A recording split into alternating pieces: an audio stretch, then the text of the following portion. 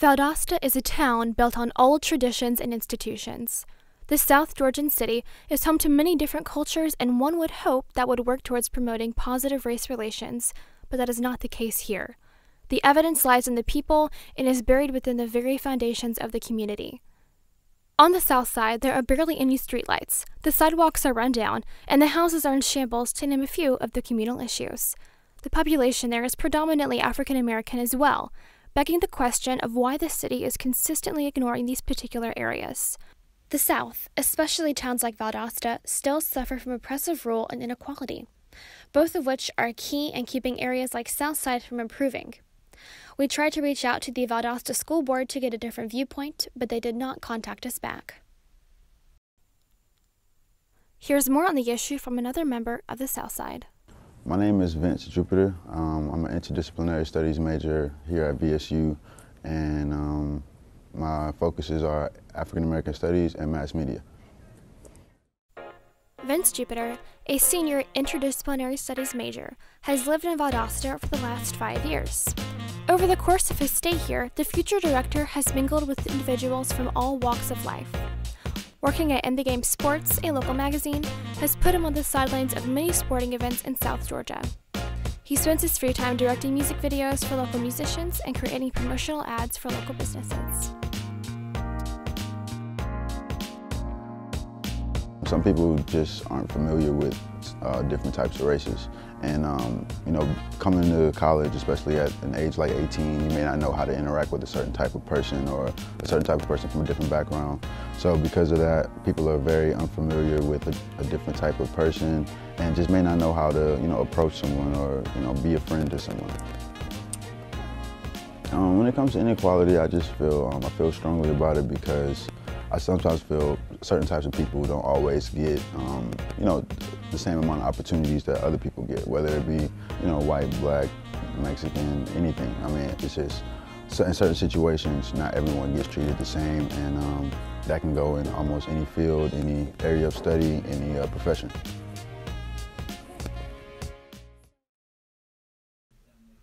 Vince Jupiter's point of view reminds us of the heart of the matter.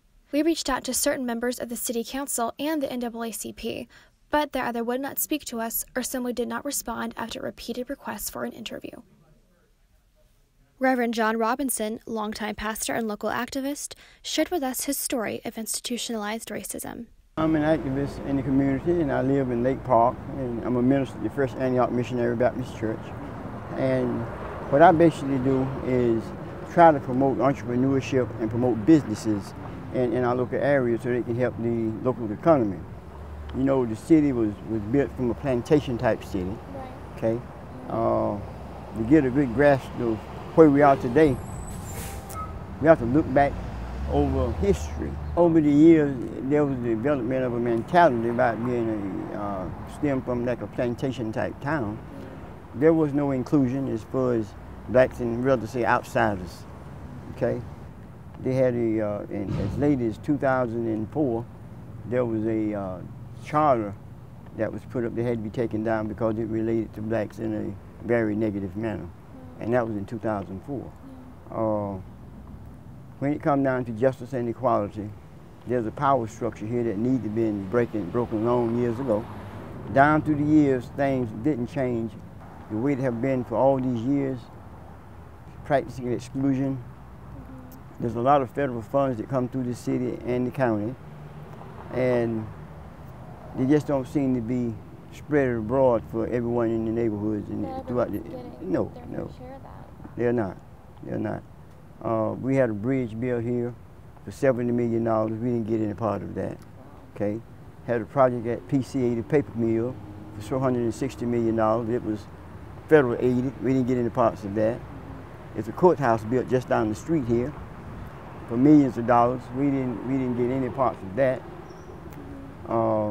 Then they built this new school for $85 million.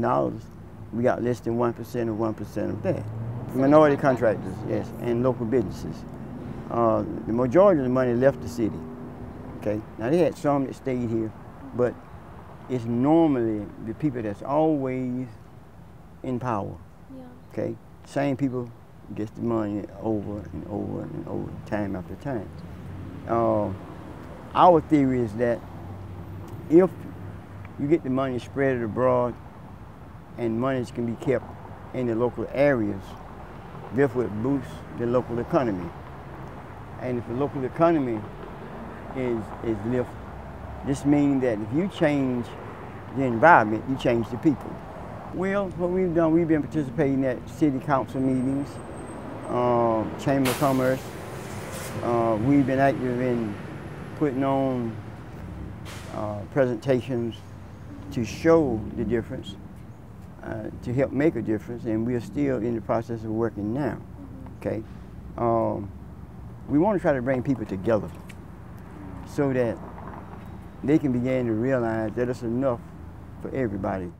Another unfortunate statistic shows that Valdosta has experienced a 28% increase in population growth in the past 10 years, with most of the new residents being African American. Yet, these are some of the very people who are still struggling to be treated equally. Terry Kelly, one of the contractors who could not get bids despite the city's population growth and election of new officials, talked with us as well. He detailed what it has been like trying to get work in Valdosta as a minority. Right. The work here in Valdosta, I've been here, as I said, all my life. I yet have did everything, the VSEP programs they have. Matter of fact, right down the street, I helped fund the very first gentleman was named Hunter.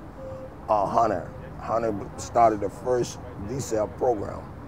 And when he started it, I was funding it for the start, yet still haven't got anything. I've been here all of my life, and I yet have a job from Valdosta. And I've did everything. I'm licensed here. I'm licensed in the state as a GCI, but yet I go all over the state, all the way up to Carolinas, Panama City, Florida, but I get work there. And I decided 2 years ago when this project came up about the high school, that I would bring some of the guys that I was working with here and see if we could put together a team to do work out there. So I went through, I met with the architects. Matter of fact, Ken Altman's father, his grandfather, my father did most of the surveying in this town. And then once they did that, Altman and I got together with 35 minority contractors to see if we can put together a nucleus that will work for us to do the new high school. We did everything that was qualified and asked of us to do. And once we did that, we bidded it, and I was the only minority contractor in this area to bid it. And from that point, they said I was the low bidder of the day of the bid. And the low bidder. I was the low bidder. They called me after the bid opening. Because I was the low bidder. And I was out there to do the clearing and grubbing. And when we started the project, they said that if we're going to bid it in 3 phases.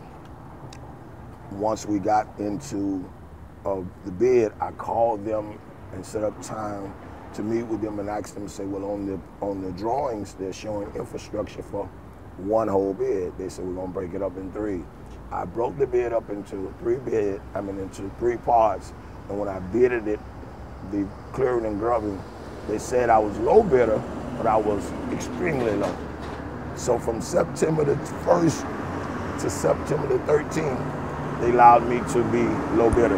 Then when we had a board meeting, they assumed that I couldn't do the work and they took it. I don't know a handful of subs in Valdosta that is on the programs here that actually get any work here. So the work has really been an old boy system, you know, and what it is, they bring in now, they used to would give us some sub work, but now they're doing it themselves. They're bringing in and they bring in workers and put together a team and do it themselves. They're not giving locals a chance to get that work. They're not giving locals any chance. Matter of fact, this project was $85 million, and we got less than 1% of 1% of minority contractor work. We don't have a 1 cent.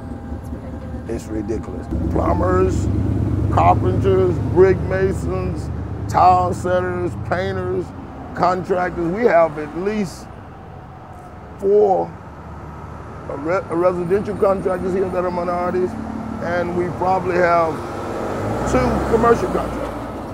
And none of us receive any work at no time.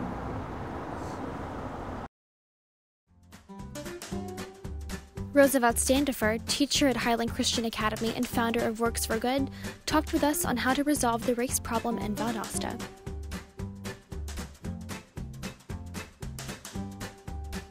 My role within the community is community engagement, and I say that working with organizations to help them make a difference and to ultimately give back to the community in a way that makes sure that the next generation is not only prepared but also available to be a part of the process. Works for Good is specifically set up for that. We would like to continue to mentor the next generation, but also provide access to opportunities, those opportunities that would allow them to grow in leadership, as well as giving them the opportunity to, one, interact with a diverse population, which South Georgia is very, what I would call, diverse. I think that until people actually get to know you and know where you're at, I think they would potentially discredit you from whether it be a stereotype of your ethnicity, or whether it be they are not used to interacting on a level of business, personally or socially, to an individual. I think it takes getting used to. It takes getting to know someone. And until that becomes a narrative where people are more interested in getting to know new people, regardless of their backgrounds or what they look like, what religion they might be, I think it's one thing that we will continue to see happen. And it's not with, I think, malice or ill intentions, but I think it's just comfortability. You're comfortable talking to people who talk like you, who look like you, who are interested in the things that you're interested in. I remember a story of a family member of mine that says to me, "You hunt? I can't believe you hunt." Well, let me just tell you this. Civilization was built upon the premise of, in order for you to eat, you had to kill something to eat. You had to grow something to feed your family. We're so disconnected from the reality of how we came along as a society. And I think we just need to get back to the basics. Right. And those things, I think, are fundamental things that if you don't look like me, if you don't talk like me, or if you don't interact within the circles that I am constantly getting access to go into, then you might discredit someone that might have potentially something that can add value to your life. Being united as a city, it's a unity. Yeah, it's a twofold question. You have to say, but united for what? United for what? And I think that goes to a bigger issue. What are we pushing for? A city can come together when you have the death of someone, like the tragedy that happened with the active shooter in Florida and all over the country throughout these last 10 years. We've seen an increase in school shootings. Well, we see communities unite together for a moment. So, yes, cities can come together for a moment, but what is the takeaway? What are we doing to really make social change? What are we doing to really make the change that could create a better environment for the next generation to grow up in? Well, so with Works for Good, we are actually taking the next generation and allowing them to participate in those very key and fundamental sectors of our community. In South Georgia, farming and agriculture is a huge industry, okay? Well, what we've done is we've said, we will allow any youth that would like to learn this industry, we will give them land for them to work. We will give them livestock to raise. And then we will allow them to come to our market store which you happen to see now, where they can actually go in and actually distribute and sell and make money for themselves. So they're growing, they're learning, and they're earning. Job growth. Job creation. And they get amazing life skills. Interacting with people that are from all walks of life. All walks of life. With Georgia being the third most racist state in America, it is not surprising that people have these stories of inequality. We have heard people's experiences, and Valdosta clearly has a lot of growing to do. But there are some who are ready to act.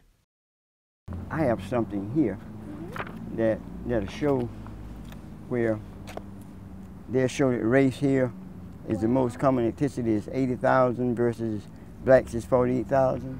Okay. That's for Valdosta? Yes, that's one way of putting it, right? Then on the other hand, it contradicts itself. It shows where blacks is 50.3%. Okay. But now when this goes out, now this is in 2016, when this goes out, it shows where the city is majority white, which is not. We are in the Church of Truth and Fairness. We believe that if you get funding available throughout the black community and the old traditional black community, it'll change the structure of the neighborhood. You know, they come down, they gave us the Martin Luther King Monument, okay? That was like a Cadillac sitting in the middle of a landfill, okay? Because, you know, they come down, the city, they boasted about what they've done, but the minority contractors and local businesses didn't get into the work there, you know? And that was over $1 million.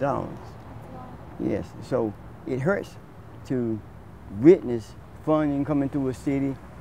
Everybody's thriving. As you can look around here in this city, I can point out every business here, but none of them is black owned. We went from getting our rights to vote, our freedom, and we became a labor force, not sharing in ownership. That's financing all the upper businesses that's not owned by minorities, okay? And that's a sad part. In other words, you can go out of the community and make the money, turn around and take it back to Winn-Dixie, take it back to Publix, take it back to JCPenney's, Walmart, but nothing is coming back into our own neighborhoods and communities. I knew that in order for my children to grow up here and not go to Atlanta, not go to Miami and catch out to all the cities and then still have to come back here, I want to see, well, if there's a goal in mind to make this city no limits, then at least they need to start putting in the planning part situation where they can start putting us in where we can talk about it. Can we reach all the goals? If they're there, I'm quite sure even with the goals that they give us, most of the time, Scarlett, we won't reach them. But if they're there, then your age limit would have something to start drawing lines to reach. You see what I'm saying? We can build this, we can build Valdosta not for 2018, we can build Valdosta for 2050. And for anyone, for any color, women, men, it don't matter. Reverend Robinson hit the nail on the head as he wrapped up the final step on Valdosta's road to a less racially biased and more unified community. People will have to come together and got to realize the truth and face the facts. No one wants to sit down and discuss the real hardcore issues about black and white. Nobody seems to want to discuss that. You know, everyone want to avoid the issue of what really have occurred in this country, where we are going in this nation, and what we need to do to resolve the problems that we have. We need more unity, more harmony. We need a whole lot of diversity to occur here in this city that haven't been happening, and it's all been leaning mostly to one side. What do you see as, the future for Valdosta's community as far as, the relations between? I believe that it's healing time. It's healing time. We, as black people, feel excluded, okay? And normally, we are excluded.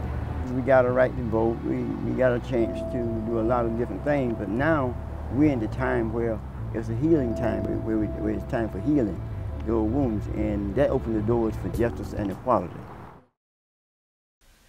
My team and I have worked tirelessly to uncover the truths about the relations between races here in Valdosta. What we have found is that the people have been affected by unchecked prejudices within the city's infrastructure. With less than 1% of 1% of the contractors getting work, Valdosta is worse off than we thought. However, the situation is not without hope. It is a group effort, and only by coming together to spread our message of equality can we start to break down the long-standing walls of racism. Justice for all. Justice for all. Yeah, I find happiness within the struggle. With all this weight, my ankles never buckle. Authentication, they can never muzzle. It's something great when your whole city loves you. And when you know you're blessed, it's easy to look up and thank the Lord above you. Now all you people looking puzzled, mad at the switch up. And y'all be sleeping when it's clear it's time to get up. But the change is out of reach, cause all these teachers never teach, and all these pastors scared to preach. Look, I'm down to talk about it. They steer the boat while everybody's drowning. My vision's clear, they got your vision clouded. I love this life, so I'ma sing about it, while other men can only dream about it. I ain't lying. It ain't my fault you took a different path. Look, it ain't my fault you never did the math. Yeah, that picture's grainy, should've hit